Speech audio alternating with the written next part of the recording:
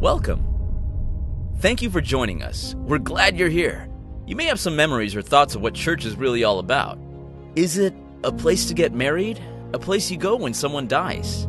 A big potluck? Sometimes with that mystery dish. Bible stories on a flannel board? A place to sing hymns?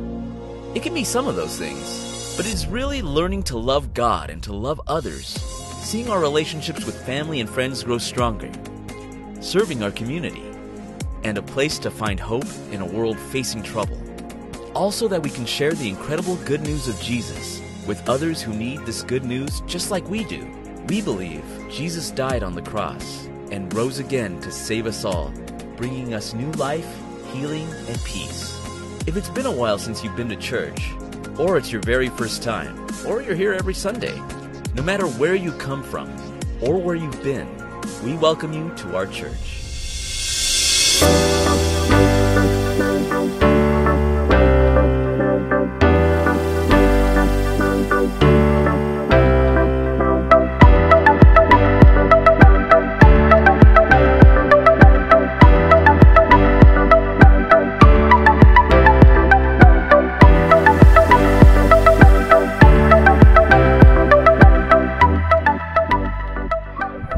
Shalom saudaraku, JC Friends and Family, salam hangat dari Lampung.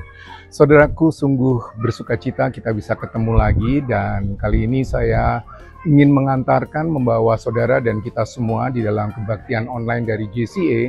Seperti saudara-saudara ketahui bahwa kita sedang bicara mengenai seri khotbah Hidup yang Indah atau The Good Life. Dan ini bicara bagaimana Yesus bicara mengenai kerajaan. Dan membuat kita juga bisa mendapatkan perspektif yang luar biasa saat Yesus mengajar. Pastor Hadi bicara mengenai bahwa kerajaan sudah dekat, lalu Pastor Livia bicara mengenai pada waktu Yesus melakukan khotbah di bukit, dia bicara mengenai virtue, satu kebajikan yang menolong kita untuk mengerti bagaimana harusnya kita berada di dalam kehidupan yang penuh dengan kebajikan sesuai dengan apa yang dia katakan, saudara-saudara, ya seperti misalnya saja berbahagialah orang yang bersedih hatinya atau bersusah hatinya, saudara-saudara, karena misalnya di situ dikatakan dialah yang punya kerajaan sorga. Jadi luar biasa. Nah, minggu ketiga ini Pastor Yosef Setiawan, dia telah siap dengan membicarakan kerajaan yang terbalik. Nah, ini menarik, saudara-saudara. Kenapa? Karena Yesus bicara mengenai bahwa hukum Taurat itu bukan ditiadakan. Tidak satu iota pun, tidak satu titik pun yang ditiadakan. Tetapi justru levelnya dinaikkan, saudara-saudara. Dan ini membuat luar biasa karena pada akhirnya kita tahu bahwa kebajikan itu memiliki standar yang tinggi dan tentu saja susah. Tetapi dengan pertolongan Tuhan, dengan segala sesuatu yang Dia telah berikan dari kerajaan itu sendiri, dari inti daripada kerajaan sorga itu sendiri, saudara-saudara, pada akhirnya kita bisa dengan lebih baik lagi menjalani kehidupan kita, khususnya kehidupan yang bersepadanan dengan kehidupan kerohanian, saudara-saudara. Oleh karenanya, saya undang kita semua untuk mengikuti dari awal, pertengahan, hingga akhir, tentunya dengan kita membuka hati kita, meminta Roh Kudus menolong kita, dan kita percaya pada waktu kita menyerahkan kehidupan kita, kita bukan saja menerima berkat hari ini bersama-sama dengan seluruh saudara-saudara dimanapun saudara berada. Saya katakan tadi, saya mengucapkan salam hangat dari Lampung, tetapi saudara ada dimanapun, saya percaya kasih Kristus akan bersama-sama dengan kita. Terpujilah namanya dan diberkatilah kita semua. Mari saudara-saudaraku, kita ikuti dari awal, pertengahan, hingga akhir dengan berkat yang daripada Tuhan. Tuhan Yesus memberkati. Mari kita ikuti bersama-sama.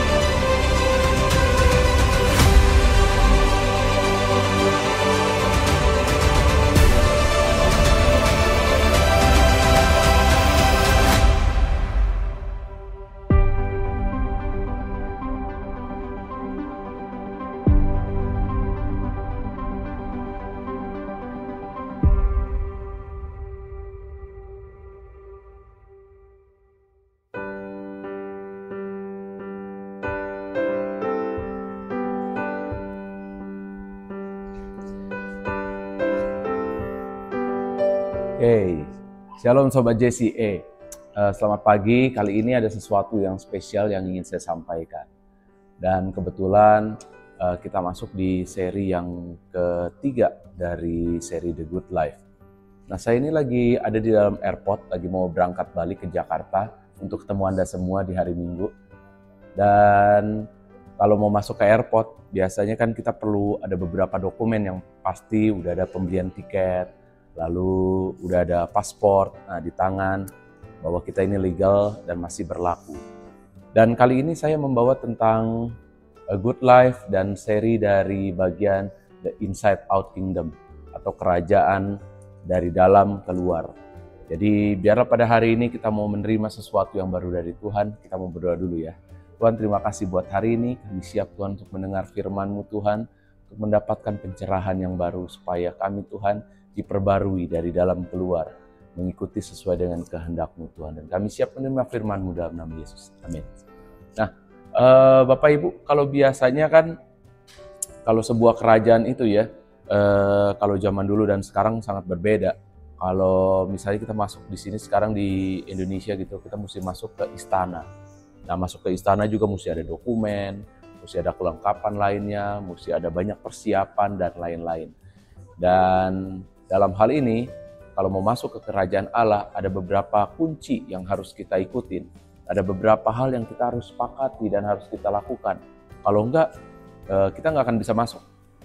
Nah, enggak cuman itu, kita juga kalau udah jadi citizen atau warga kerajaan, kita pun nggak bisa sembarangan keluar.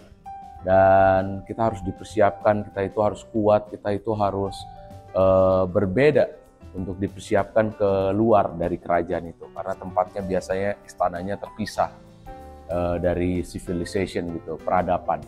Jadi harus pindah dari satu tempat ke tempat lain, nggak seperti sekarang. Dan pada saat ini kalau kita mau pindah terminal, mau naik pesawat pun semuanya harus ada dokumen yang lengkap. Nah, kuncinya ada di sini, paspor. Kalau pasportnya nggak berlaku, selesai kita. Di hari ini saya mau bagiin tentang The Good Life. Nah, kebetulan mungkin kalau misalnya kita lagi ngomongin soal kerajaan gitu ya, Kingdom of God, kerajaan Allah. Nah, seringkali kita nih kebawa sama culture atau budayanya gaya western atau gaya barat, yang mereka yang penting adalah selamat. Kita ketemu sama orang, kita ngobrol sama orang, kita kesaksian, yang penting mereka selamat. Terus habis gitu ketemu orang yang belum kenal Tuhan, terus habis gitu kita injili, yang penting mereka selamat, percaya Tuhan. Dan budaya ini yang sedikit mengganggu stabilitas gitu ya kerajaan Allah. Kenapa? Karena seharusnya yang kita harus buat adalah gospel culture, bukan salvation culture, yaitu budaya Injil itu sendiri. Bahwa budaya tentang kekuatan firman Allah, yaitu firman Tuhan itu, yaitu Allah sendiri, itulah yang menjadi gaya hidup kita. Bukan tujuannya adalah memenangkan orang, memindahkan mereka dari neraka ke surga, setelah itu selesai. Tapi hidup mereka nggak berubah. Hidup mereka sama aja kayak masa lalu. Termasuk juga beberapa dari kita yang kayaknya nggak ada perubahan. Masa lalu sama masa sekarang gitu kan ya. Oh, cuman bedanya dulu nggak ke gereja, sekarang ke gereja. Dulu nggak berdoa, sekarang berdoa. Tapi ada perubahan, nggak ada perubahan yang lainnya. Dosa ya tetap jalan. Hal-hal yang penyembahan berhala pun tetap berjalan, kedagingan juga tetap jalan. Nah, inilah yang mengakibatkan budaya keselamatan atau salvation culture menyebabkan nggak utuh. Orang itu jadi orang Kristen nggak seutuhnya. Dan kita mau belajar sama-sama di khotbah di bukit ini, ketika Tuhan Yesus menyampaikan tentang di Matius 5 ayat 17-20, dia menjelaskan keseluruhannya bagaimana Tuhan berbicara mengenai hukum Taurat dan menggenapi hukum Taurat itu. Bahkan sampai kita mulai baca di ayat 21-48, nanti kita akan pelajari sama-sama. Dan Tuhan mau ingatkan kita bahwa gaya hidup kerajaan itu mencerminkan di Matius 11 ayat 28-30. Nah, kurang lebih, marilah kepadaku semua yang lebih letih lesu dan berbeban berat, dan aku akan memberikan kelegaan kepadamu. Lalu setelah itu ada ayat ditambahkan begini, pikulah kuk yang kupasang. Karena kuk yang kupasang kepadamu itu adalah ringan. Nah, kata kuk itu sering dipakai untuk di masa lalu, rabi-rabi Yahudi itu mengajarkan kepada murid-murid berikutnya. Dan inilah yang Tuhan mau tekankan buat kita semua, bahwa kita sebagai murid Kristus, kita mau mengikut Dia 100% dengan gospel culture atau budaya Injil menjadi gaya hidup kita, yaitu mengikuti seperti apa yang Yesus lakukan. Terus-terusan, tidak berubah-berubah. Dan jadi ketika Yesus mengajarkan, kita juga tinggal melihat contohnya nyata. Oh, yaitu Yesus sendiri. Kita tinggal ikutin aja, karena kuk yang kupasang itu ringan. Bebannya nggak berat. Jadi kayak ibaratnya kalau sapi gitu ya. Sapi dipegang, sampingnya gitu kan, ringan. Sama seperti bagasi kalau saya ada gitu. Nah, bagasi yang ada di sini, akhirnya perlu troli. Nah, troli ini tinggal ditekan, jalannya jadi gampang. Bahkan saya sendiri bisa duduk di sini. Dan inilah dia. Seperti hal yang sama kuk yang dipasang, itu jadi kita bawaannya juga ringan. Beban kita ringan. Contohinnya juga ringan. Jadi ada yang bilang kayak gini, aduh ngikut Yesus susah banget ya, berat banget ya. Karena mungkin dia nggak pasang kuk. Dia cuma lihat contohnya doang dan tidak melakukan. Kebanyakan overthinking. Di kepalanya itu terlalu banyak hal-hal yang, banyak hal lah. Dan inilah yang bikin kusut kepalanya. Hingga akhirnya dia nggak bisa mengikuti pesan-pesan Allah. Justru yang penting, ya udah kalau gitu saya lakukan yang sebisanya aja. Padahal prinsip-prinsip di dalamnya sangatlah kaya. Banyak hal yang luar biasa yang Tuhan mau berikan. Dan hari ini kita mau bagikan sama-sama kuncinya. Kunci untuk masuk ke dalam kerajaan Allah dan keluar. Kita menjadi berkat. Bahwa Injil itu adalah keutuhan buat kita semua. The whole, keseluruhannya buat kita semua. Nah, di bagian kali ini kita akan belajar sama-sama apa yang Yesus tekankan ketika dia lagi khotbah di bukit mengenai hukum Taurat. Dan ada 6 hal yang dia ilustrasikan. Dia bilang seperti ini, pernahkah kamu mendengar? Nah, dia mulai dengan pernahkah kamu mendengar berkaitan dengan hukum Taurat yang biasanya orang-orang baca, yang biasanya orang-orang dengar. Nah, yang pertama adalah dia bilang gini, jangan membunuh, siapa yang membunuh akan dihukum. Nah, itu di ayat di Matius 5 ayat 21. Lalu Tuhan Yesus langsung mengubah itu, mengklarifikasi dengan membuat sesuatu yang lebih sederhana, tapi lebih powerful. Dia bilang kayak gini, jangan menyimpan kemarahan. Lah, bedanya antara membunuh dengan kemarahan itu berbeda jauh kan? Tetapi tahu nggak, Yesus itu tidak mikirin tentang endingnya, tapi dia memulai dari akarnya.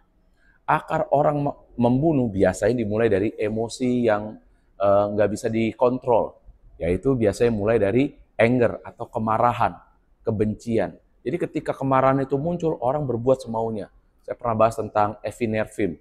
Ada satu bagian di kepala kita dan zat itu ada chemical reaction yang epinervin yang membuat kita, istilahnya adalah itu membuat sumbu pendek. Kita tiba-tiba nggak bisa mengontrol tubuh kita, semua apa yang kita ucapkan, apa yang kita pikirkan, tiba-tiba keluar epinervin itu. Dan mengakibatkan kita sumbu pendek dan nggak bisa memutuskan dengan baik ketika marah. Kita bertindak biasanya kekerasan, defense dan sebagainya, bahkan menyerang. Dan Tuhan ingin kita belajar bahwa jangan menyimpan kemarahan, karena kemarahan akan menyebabkan yang paling fatal adalah endingnya pembunuhan. Jadi hukum Taurat bilang kayak gini, udah jangan membunuh. Tapi Tuhan mengajarkan untuk kita jangan menyimpan kemarahan. Kontrol emosi kita. Nah, hal yang kedua, kadang-kadang ketika Tuhan Yesus bilang di Matius 5, dia sampaikan begini, pernahkah kamu mendengar tertarik secara seksual? Ini bagiannya situasinya ketika kita tertarik secara seksual kepada orang lain gitu ya, ke lawan jenis. Dan Tuhan bilang gini, jangan bertindak berdasarkan perasaan. Jadi ketika kita bertindak karena perasaan kita suka, dan itu lebih bernafsu kan.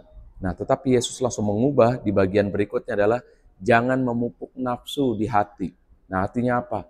Boro-boro untuk kita berzina gitu kan, baru mikirin aja nih di kepala kita, itu aja udah berzina. Jadi Tuhan lagi mengajarkan kita untuk kita ini preventif. Mengajarkan kita untuk mengantisipasi kejadian yang akan terjadi sebelumnya.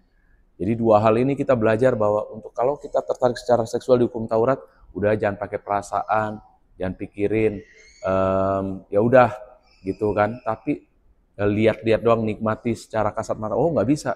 Tuhan Yesus bilang ketika kamu membayangkan aja kamu udah berbuat dosa, kamu udah berzina. Nah, di bagian yang ketiga, situasinya tidak bahagia dalam pernikahan, misalnya gitu ya. Itu di Matius 5 kita baca lagi, tidak bahagia dalam pernikahan. Nah, akhirnya apa yang terjadi? Ketika hukum Taurat, kalau kamu nggak puas dengan istri kamu, berikanlah surat cerai. Ketika kamu sudah ingin pisah, berikan surat cerai. Nah, itu zaman dulu, tapi Tuhan langsung rubah, tidak boleh ada perceraian. Jadi jelas, clear, langsung mengantisipasi supaya tidak ada kerumitan. Jadi sebelum orang menikah, dia harus setuju dulu, dia harus yakin dulu dengan pasangannya. Nggak boleh ada pernikahan, karena itu kita juga menetapkan hal yang sama. Dan budaya ini sampai sekarang ada, bahwa tidak ada perceraian. Itu yang kita percaya. Jadi kita menghindari hal itu tersebut mulai dari awal, untuk jangan sampai salah pilih, untuk lihat semua bobot, bebet, bibit, apalagi bubut, babat, dan sebagainya. Ada juga bagian yang lain ketika Tuhan Yesus sampaikan situasinya adalah mengingini seseorang untuk mempercayai Anda. Bagaimana kita mempercayai diri kita juga kepada orang lain, kita benar-benar percaya banget bahwa dia akan melakukan sesuatu. Dan di hukum Taurat bilang gini, tepatilah sumpahmu. Sampai dia tuh kalau kita ini harus bersumpah karena saling untuk membangun trust. Kalau sekarang bangun trust ya kita jabat tangan ataupun kita tanda tangan di atas materai. Tapi kalau zaman dulu ngomongnya sumpah. Kamu harus tepati sumpah kamu, itu untuk membangun saling kepercayaan. Tetapi itu ternyata merusak. Nah, karena itu Tuhan langsung rubah, jangan bersumpah, jangan membuat sumpah kepada saudaramu, kepada sahabatmu, kepada yang lain. Jadi maka itu kita juga menerapkan untuk kagak mulut kita ini tidak mudah mengucapkan sumpah. Karena sumpah itu hal yang sangat sangat sacred gitu loh. Sangat nggak biasa gitu. Itu sesuatu yang sangat luar biasa untuk diucapkan. Hanya benar-benar diperlukan di pengadilan, dan sumpah itu diperlukan benar-benar dalam kondisi yang sangat mendesak, yang sangat diperlukan. Nah, lalu ada bagian lain, yang kelima, ketika situasi kita dilukai atau dimanfaatkan sama orang lain. Nah, ini biasanya kalau di hukum Taurat dibilang kayak gini, balas dendamlah pada tingkat yang sama. Artinya begini, misalnya, kalau kamu dilukai mata, ya udah lukai juga matanya. Mata ganti mata, gigi ganti gigi, nyawa ganti nyawa, tangan ganti nyawa, tangan ganti tangan. Nah, ini artinya adalah balas dendam dengan tingkat atau level yang sama. Jadi kalau ada orang yang melukai, ya lukai juga. Bahkan ada orang-orang yang bilang begini, kalau kamu lukain saya akan melukai lebih parah lagi. Nah, tapi Tuhan mengatakan hal yang berbeda. Jangan menyimpan dendam. Justru dia bilang supaya kita jangan menyimpan dendam. Wah, gile, yang satunya disuruh balas dendam gitu kan, mata ganti mata, gigi ganti gigi, nyawa ganti nyawa, yang ini jangan menyimpan dendam. Artinya bahkan sebelum matahari terbit pun kita udah harus memaafkan. Dan di antara semua hal-hal ini mungkin bagian yang paling sulit. Karena seringkali saya juga dimanfaatin orang, kita di misuse gitu istilahnya ya. Ada banyak hal yang, wah kacau balau lah, orang take it for granted dengan hidup kita. Dan itu sulit banget, biasanya gimana ya cara maafinnya, gimana ya untuk lakukannya. Tapi Tuhan mengajarkan untuk kita jangan menyimpan dendam. Kita let it go. Kita harus rilis pengampunan. Dan inilah prinsip-prinsip yang Yesus ajarkan buat kita untuk sebagai gospel culture atau budaya Injil yang harus kita hidupi bersama-sama. Lalu yang terakhir, memiliki musuh. Ini situasinya kalau kita punya musuh, orang yang kita benci, yang kita nggak suka. Nah, kalau di hukum Taurat bilang kayak bencilah musuhmu. Tetapi Tuhan Yesus langsung mengubah dengan apa? Kasihilah musuhmu. Bahkan layanilah mereka. Berat banget. Oh, boro-boro memaafkan. Tapi ini disuruh mengasihi dan melayani dia. Jadi satu perubahan yang signifikan sekali yang Yesus bawa sebagai kingdom culture ini, bahwa dari situasi yang harusnya manusiawi dirubah jadi teokrasi. Kurang lebih seperti itu. Bahwa kita secara manusianya kalau lagi marah ya pengennya membunuh ataupun pengen matiin orang kan. Kalau kita tertarik secara seksual ya pengennya ya nafsu aja. Dan kalau kita nggak bahagia dalam kehidupan rumah tangga kita, pengennya ya udah cerai, ganti lagi yang lebih muda ataupun yang lebih oke, lebih kaya dan sebagainya. Dan kalau kita mengingini untuk orang lain percaya sama kita, biasanya kita ya pakai sumpah untuk membuktikan. Dan kadang kalau kita dilukai atau dimanfaatin orang lain, pengennya balas dendam gitu. Dan kalau kita punya musuh, ya kita benci sama musuh kita. Tapi Yesus mengubah itu, turn upside down. Dia mengubah, membalikan semuanya, jangan menyimpan kemarahan, jangan memupuk nafsu, atau jangan ada memikirkan wanita lain di pikiranmu. Tidak boleh ada perceraian, jangan ada sumpah, jangan menyimpan dendam, dan kita harus mengasihi musuh kita. Hook yang Yesus pasang itu untuk kita sangat ringan. Jadi ketika kita membawa beban itu pun terasa sangat enteng banget, gak ada beban. Nah kebetulan saya udah baru drop semua barang-barang saya, jadi beneran udah gak ada beban lagi. Troli yang saya bawa aja cuman isinya kosong, cuman tas laptop doang. Dan mungkin saya tutup dengan ada cerita yang sangat inspirational. Kalau kita tahu beberapa minggu yang lalu ada pembunuhan, penembakan terhadap Charlie Kirk, dan minggu lalu dia dimakamkan dan pemakamannya begitu luar biasa di satu stadion. Yang menarik buat saya adalah yang sangat viral juga, mungkin Bapak Ibu tahu, ketika istrinya menyampaikan ada pidato, speech, dan dia menyampaikan dengan penuh haru, terkesima, dan dia mengatakan, aku mengampuni pembunuh suamiku. Wow, luar biasa sekali. Seorang wanita yang dahsyat, yang bisa mengampuni, yang memaafkan penembak suaminya yang telah meninggal, dan bahkan suaminya jasadnya aja masih ada di depan dia. Satu stadion begitu luar biasa, terharu dengan apa yang diucapkan, karena itu sesuatu tindakan yang tidak mudah. Tapi dia bisa lakukan, karena saya yakin dia mengikuti hook yang Yesus pasang. Jadi dia tinggal jalanin, dan kehidupannya mungkin gak mudah, tapi bersama Yesus semuanya bisa mungkin. Saya jadi teringat juga apa yang dia katakan, sama seperti Elisabeth Elliot. Ketika suaminya Jim Elliot yang menjadi misionaris di Amerika Latin harus dibunuh dengan orang yang harus dia selamatkan. Dan Elisabeth Elliot cuma bilang, saya maafkan para pembunuh itu. Dan akhirnya Elisabeth Elliot dan beberapa istri-istri misionaris pergi lagi ke suku yang tidak terjangkau itu, dan mereka akhirnya mulai menjangkau. Bahkan dia berjumpa dengan pembunuh suaminya secara langsung dan memaafkan. Dan orang tersebut akhirnya menerima firman Allah, diselamatkan dan menghidupi dan menyelamatkan generasi demi generasi bagi suku yang belum dijangkau di Amerika Latin.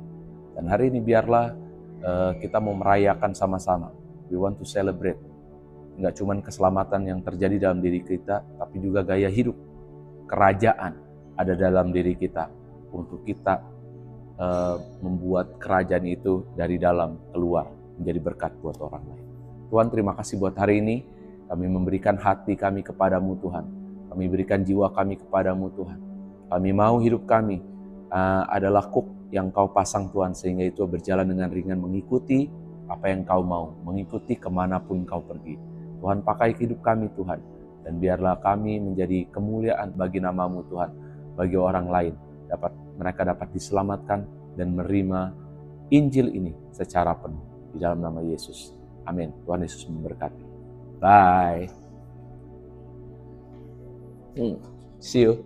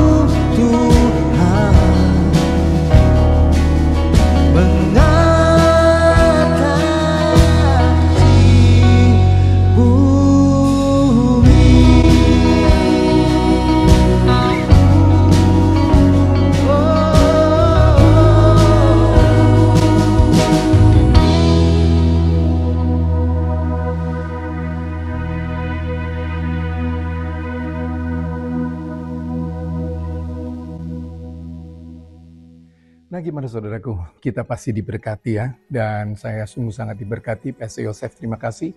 Kita sudah bicara mengenai banyak hal yang Yesus katakan dan gak gampang ya. Mari saudara-saudara kita berdoa agar ini bisa memberkati kita semua dan kita tahu bagaimana menavigasikan sekarang kehidupan kita. Nah, saudaraku, saya juga ingin mengucapkan terima kasih bagi saudara-saudara yang telah dengan setia mendukung setiap pelayanan di JCA. Apapun yang saudara telah berikan, biarkanlah Tuhan mengembalikannya lipat kali ganda. Tuhan Yesus memberkati.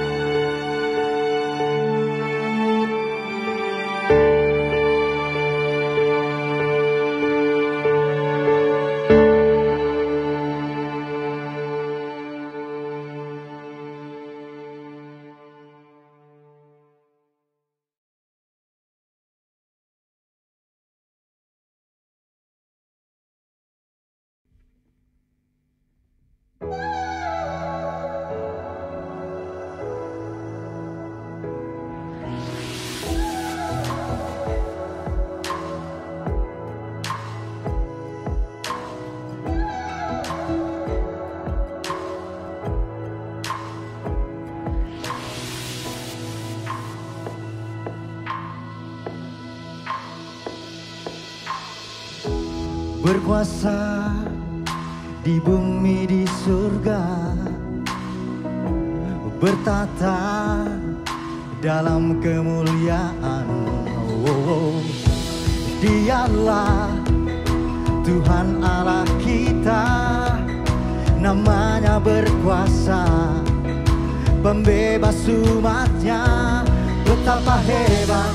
Saudara, Bapak dan Ibu JC Friends and Family, di akhir daripada kebaktian ini, sekali lagi tentu saya memberikan penghargaan dan rasa syukur kami, serta sekaligus terima kasih untuk kesetiaan Bapak dan Ibu dan saudara-saudara sekalian JCA Friends and Family di dalam seluruh kebaktian dari JCA melalui online. Saudara telah selalu bersama dengan kami. Oleh karenanya, di akhir dari kebaktian ini, sebagaimana kita akan menerima berkat Tuhan bersama-sama, kita juga akan meneruskan berkat ini untuk memberkati banyak orang. Kiranya pada minggu yang akan datang ini, apapun yang akan saudara lakukan, ada yang belajar, ada yang bekerja, ada yang melayani, Tuhan semua akan menolong, menutup bungkus kita, dan juga bahkan berkatnya menyertai kita. Kamu mendengar firman, kasihilah sesamamu manusia dan bencilah musuhmu. Tetapi aku berkata kepadamu, kasihilah musuhmu dan berdoalah bagi mereka yang menganiaya kamu. Karena dengan demikian kamu menjadi anak-anak Bapamu yang di sorga, yang menerbitkan matahari bagi orang yang jahat dan orang yang baik, dan menurunkan hujan bagi orang yang benar dan orang yang tidak benar. Saudaraku, terima berkat yang daripada Tuhan, ini sukacita yang luar biasa. Kiranya kasih karunia Allah Bapa di sorga, cinta kasih Yesus Kristus, dan kuasa Roh Kudus menyertai saudara dan saya dari hari ini sampai selama-lamanya. Maranatha, Yesus memberkati. Sampai jumpa minggu depan.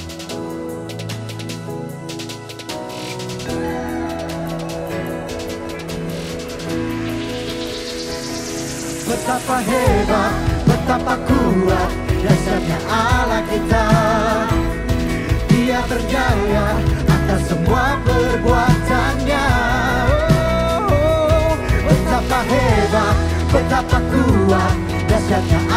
kita. Dia bernama Yesus Raja segala raja. Betapa hebat, betapa kuat dasarnya Allah kita. Dia berjaya atas semua perbuatannya. Betapa hebat, betapa kuat dasarnya Allah kita. Dia bernama Yesus Raja segala raja, Tuhan Allah kita.